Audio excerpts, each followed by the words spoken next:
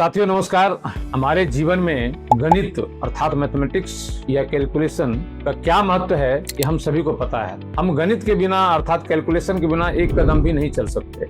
और इस गणित का, इस मैथमेटिक्स का सबसे महत्वपूर्ण और सबसे खास बात यह है कि इसमें हम किसी भी प्रश्न को हल जब करते हैं तो उससे पहले मुझे मान लेना पड़ता है। अर्थात हम लिखते हैं सपोज दैट, मान लीजिए कि, और जब तक हम ऐसा नहीं करते हैं हमारा प्रश्न हल नहीं होता है, हमारे प्रश्न का उत्तर हमें नहीं मिल पाता है। ठीक उसी तरह से हमें हेल्थ इंश्योरेंस या लाइफ इंश्योरेंस की जरूरत है कि नहीं है, अगर इसका सटीक उत्तर आपको चाहिए तो इसके लिए उसी गणित की तरह तो यह मान लेना पड़ेगा कि कल अगर हमारी तबीयत खराब होती है या हमारे परिवार में किसी की तबीयत बहुत ज्यादा बिगड़ती है तो मुझे पैसे की जरूरत होगी कि नहीं। अगर उत्तर में आता है कि हाँ जरूरत होगी तो आपको निश्चित रूप से हेल्थ इंश्योरेंस लेना चाहिए, और अगर उत्तर आता नहीं तो फिर लेने की जरूरत नहीं है।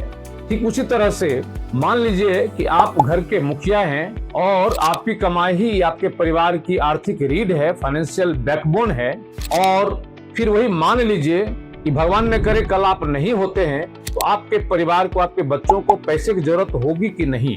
अगर उत्तर आता है हाँ तो आपको हर हाल में टर्म प्लान या कोई न कोई लाइफ इंश्योरेंस लेना चाहिए, और अगर उत्तर आता नहीं तो फिर कुछ भी करने की जरूरत नहीं है। ठीक इसी तरह से फिर अगला प्रश्न आता है कि अगर लेना ही है हेल्थ इंश्योरेंस या लाइफ इंश्योरेंस तो कितने का। इसके लिए फिर दोबारा अपने आप से पूछिए कि अगर हम बीमार पड़ते हैं, परिवार में कोई बीमार पड़ता तो वो कितने पैसे की जरूरत पड़ेगी, और अगर हम कल नहीं होते हैं तो हमारे परिवार को फिर कितने पैसे की जरूरत है। इससे ये क्लियर हो जाएगा कि आपको कितने का हेल्थ इंश्योरेंस लेना चाहिए और कितने का लाइफ इंश्योरेंस लेना चाहिए।